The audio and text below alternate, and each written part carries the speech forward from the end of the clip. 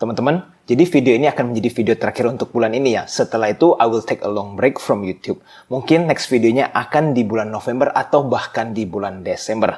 Nah, saya masih tetap akan update ya di AG Invest Smart Room. Jadi teman-teman yang belum join, pastikan join. Saya akan cantumkan linknya di bawah. Dan untuk weekly talk, saya juga akan berhenti untuk selama 1-2 bulan. Dan nanti akan saya infokan di dalam AG Invest Smart Room kapan akan dimulai kembali untuk AG Invest Weekly Talk.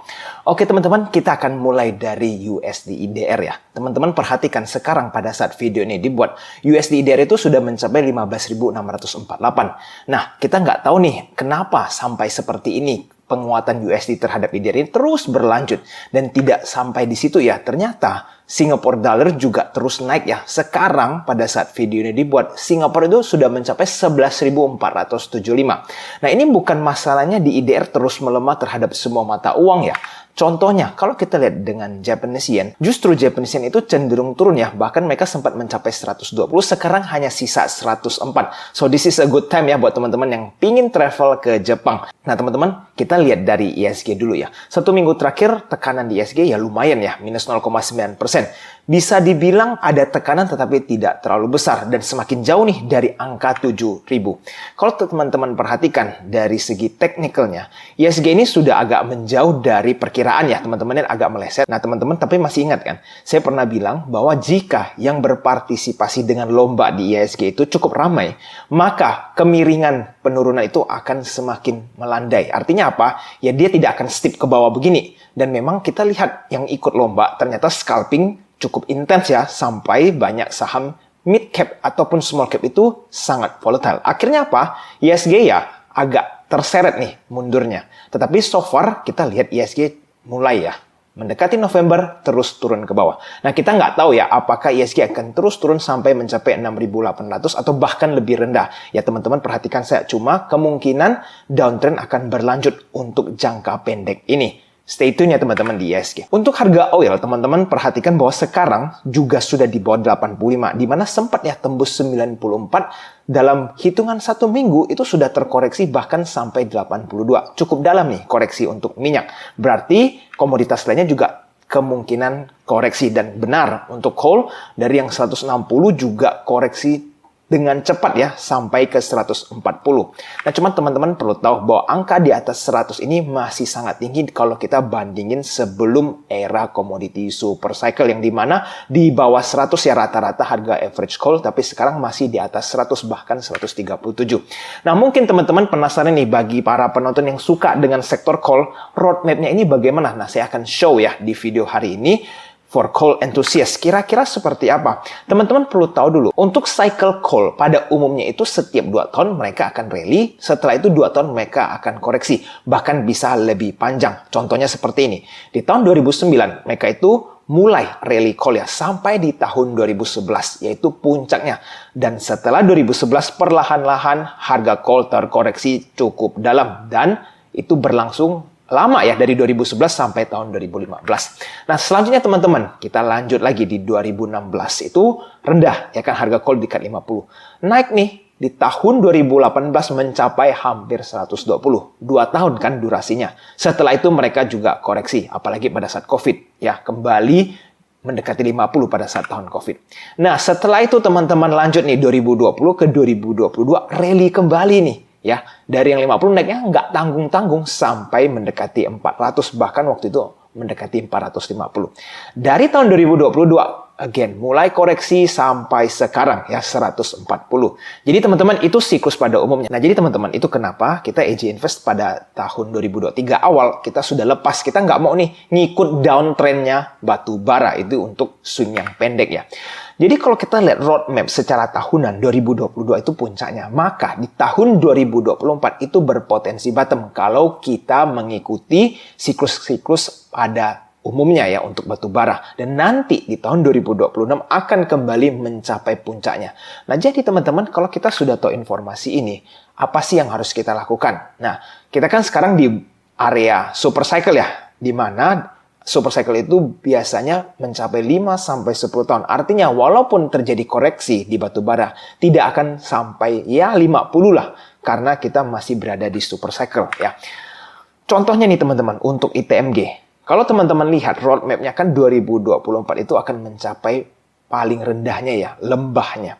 Jadi kalau roadmap-nya adalah ini akan zigzag, teman-teman lihat ya. Dari tahun 2023 sampai 2024 ini ya akan zigzag. Mungkin nanti akan ada kenaikan menjelang winter ya, Desember, setelah itu akan koreksi lagi sampai di akhir tahun 2024. Nah, nanti dari 2024 sampai tahun 2026 barulah call akan benar-benar perlahan-lahan naik seperti sebelum-sebelumnya. Artinya apa, teman-teman? Kalau teman-teman mau menggunakan momen ini sebagai swing trader, berarti nanti masuk yang agak besar itu dananya bisa di akhir 2024 atau bahkan di awal 2025.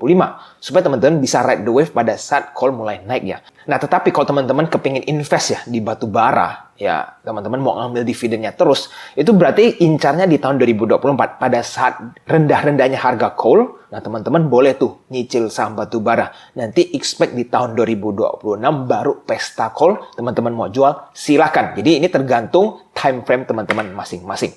Kalau kita lihat ITMG, teman-teman lihat sekarang kan berada di 26.000. Nah, nanti kalau dia terus koreksi ya, mungkin roadmap-nya sampai tahun 2024 antara mendekati 20.000 atau kalau jelek-jelek 16.000. Itu mungkin saja, ini baru sebuah spekulasi. Kalau dia mencapai sampai 6.000 mungkin kecil sekali ya kemungkinan, karena kita masih berada di fase super cycle. Jadi kalau dia tiba-tiba longsor sampai mendekati 6.000 pada saat harga COVID, kemungkinan agak kecil. Tapi ingat, di market apapun bisa terjadi.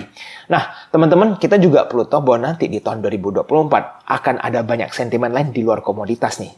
Kenapa? Karena pemilu kan selesai. Kita sudah tahu nih presidennya siapa.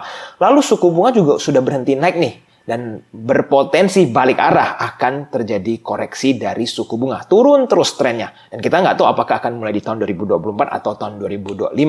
Maka nanti obligasi akan pindah nih dananya ke dalam saham. Artinya, sentimen itu tidak akan terpaku hanya di komoditas. Di sektor-sektor lainnya juga akan mendapat sentimen baik ya. Bahkan nanti duit-duit yang ada di blue chip banks ini bisa keluar semua ke sektor lainnya. Sehingga ada potensi sentimen bagus nih di tahun 2024 untuk saham. Nah, teman-teman perlu tahu, inflasi di Indonesia kemarin itu dilaporkan 2,28. Ya, ini kedengarannya bagus ya. Sudah rendah inflasi kita. Tapi teman-teman harus tahu bahwa inflasi serendah ini artinya apa? Perputaran ekonomi kan lambat. Inflasi itu kan menghitung perputaran uang. Berarti kalau rendah, ya mungkin teman-teman sekarang merasakan ya kenapa sektor real itu agak lambat sekali ya, daya beli lemah dan lainnya, karena inflasi sudah serendah ini. Dan kalau kita bandingkan nih teman-teman, angka 2, sekian ini inflasi dengan era sebelum COVID deh, sebelum tahun 2020. Itu aja inflasinya di angka 3 sampai angka 4. Ya, makanya teman-teman wajar sekali merasa ekonomi sekarang lambat. Dan suku bunga kan memang sudah sangat tinggi.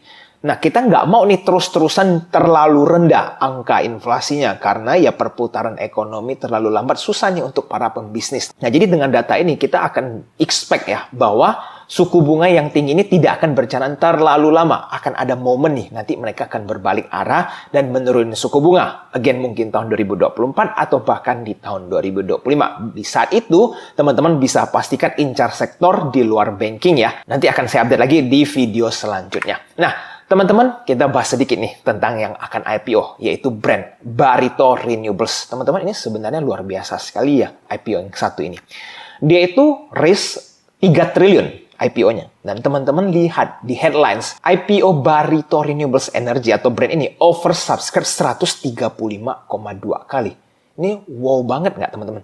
3 triliun IPO raise bisa oversubscribe 135 kali. Saya coba kasih sedikit gambaran dengan PGO yang sudah lewat ya. Mereka IPO-nya lebih besar, 3 kali lipat ya, 9 triliun IPO raise. Tapi mereka cuma 3,81 kali oversubscribe. Dan itu pun sudah menghebohkan pasar ya, karena 9 triliun kok bisa besar sekali oversubscribe-nya. Tapi kalau brand 3 triliun IPO raise, 135 oversubscribe. Ini ada dana jumbo yang mau masuk ke dalam brand, yang pasti sih bukan retail ya.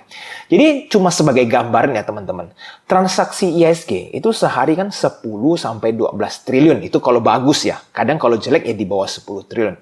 Itu juga sudah termasuk buy and sell, dalam arti orang yang dari cash beli ke saham, saham jual kembali ke cash dan seterusnya. Nah, kalau ini uang yang lagi nganggur ya, beli brand. Sampai dananya bisa sampai 300 triliun. Saya nggak tahu di belakang layar terjadi apa. Tapi berarti teman-teman kita bisa mengambil sebuah kesimpulan bahwa potensi di IHSG ini sebenarnya masih besar sekali kan. Karena kalau dana 300 triliun ini semua masuk ke dalam IHSG, maka IHSG itu bisa naik seberapa besar ya. Sehari aja transaksi cuma 10 sampai 12 triliun rata-rata. Dan teman-teman, karena sudah di allotment, saya juga kebetulan ikut brand ya. Itu under 100 juta 12,5%. Dan kalau yang pesan di atas 100 juta itu mendapat 2,6%. Nah teman-teman, kalau penjahatan seperti ini sih cukup baik ya. Hopefully bisa dapat arah. Kalau nggak arah pun ya setidaknya hijau 5-15% di hari pertama. Nah setelah itu teman-teman mau jual silakan. Atau nih, siapa tahu brand ini mau seperti AMMN yang naikin terus. Saya nggak tahu ya, teman-teman itu perlu monitoring. Tetapi yang pasti teman-teman perlu perhatikan saham yang satu ini ya. Karena dia bisa sampai oversubscribe 130 kali. Kita harus tanda tanya, ada apa nih? Apakah ini cuma jebakan atau memang ada big money yang ingin masuk ke dalam saham yang satu ini? Nah teman-teman, kalau kita kaji kembali, sebenarnya ada yang nggak make sense dari hal ini ya. Coba kita lihat PGEO. Itu underwriternya sampai sebanyak ini. Ya, ada CC, CS, DX, GW, IF, KZ, PF. Padahal teman-teman tahu secara fundamental memang PGEO kan lumayan bagus gitu kan. Sebuah perusahaan yang legit. Nah, itu pun mereka butuh begitu banyak underwriter untuk marketing saham IPO ini loh ya. Nah, sekarang brand ini cuma dua. BNI Sekuritas sama TP tapi bisa oversubscribe di 130 kali. Kan gejalanya nggak wajar sekali. Sebenarnya ada yang janggal dengan keadaan seperti ini. Tapi again, anything can happen di dalam bursa. Teman-teman mau share opini teman-teman bisa di kolom komentar di bawah ya. Kenapa untuk kasus brand bisa sampai oversubscribe sebesar ini? Dan teman-teman sebagai penutup video hari ini ya, seperti biasa saya akan mempertanyakan sebuah pertanyaan dan teman-teman boleh jawab. Sekarang kan lagi dihebohkan ya kasus Jessica dan Mirna dengan film Netflix Ice Cold ya.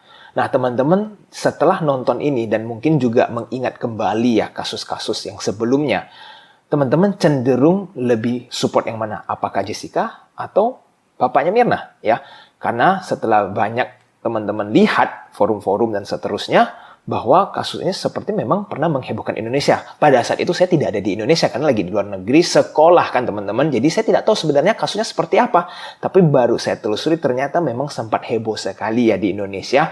Dan saya kepingin saja tahu pendapat teman-teman yang make sense itu yang mana, apakah Jessica itu bersalah atau sebenarnya ada something is wrong with Mirna's father. Nah teman-teman boleh share pendapat teman-teman di kolom komentar di bawah.